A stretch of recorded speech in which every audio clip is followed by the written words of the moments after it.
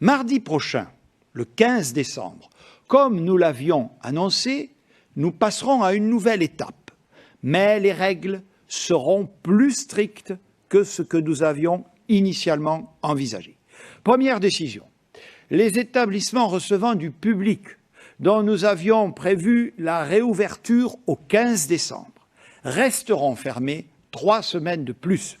Les conditions posées pour leur réouverture ne sont hélas pas réunies. Il s'agit principalement des cinémas, des théâtres, des salles de spectacle, des musées, mais aussi de l'accueil du public dans les enceintes sportives, dans les cirques, les parcs zoologiques ou encore les salles de jeux et les casinos. Cela signifie également que les règles posées récemment pour les lieux de culte ne seront pas revues à la hausse. Nous réexaminerons donc la possibilité de les rouvrir à partir du 7 janvier en fonction de la situation sanitaire à cette échéance et de l'analyse que nous pourrons faire des effets des fêtes de fin d'année sur la situation épidémique.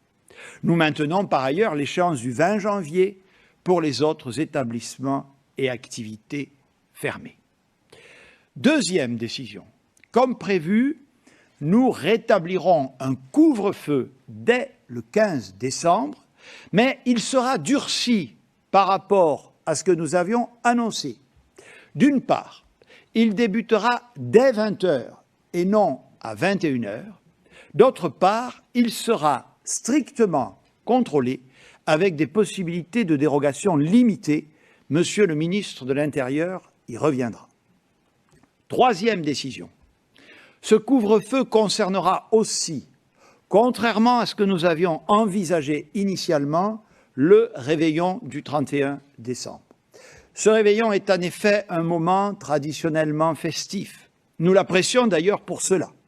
Mais il concentre tous les ingrédients d'un rebond épidémique.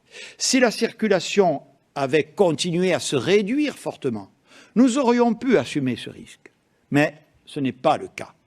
Nous devons être raisonnables, respecter la règle du couvre-feu, rester chez soi, donc le 31 décembre, et suivre la recommandation d'un maximum de 6 adultes. La même logique aurait probablement commandé de faire la même chose pour Noël. Mais Noël occupe une place à part dans nos vies et nos traditions. C'est un moment de rassemblement familial où peuvent se retrouver toutes les générations, enfants, parents, grands-parents, un moment où se forgent les premiers grands souvenirs des plus petits. Nous autoriserons donc les déplacements pour cette soirée du 24 décembre. Mais en vous rappelant la règle que je vous ai indiquée la semaine dernière, pas plus de 6 adultes à la fois. J'ajoute une autre recommandation, si vous deviez retrouver au cours des prochaines semaines, soit pour Noël, soit d'ailleurs pour un autre jour, une personne âgée ou vulnérable au coronavirus, limitez vos interactions au cours des 5 jours précédents, restez le plus possible chez vous. L'ensemble de ces mesures nous permettent de maintenir la possibilité de se déplacer sur tout le territoire à partir du 15 décembre. Elles ne nous autorisent pas, en revanche, à diminuer le recours au télétravail partout où il est possible.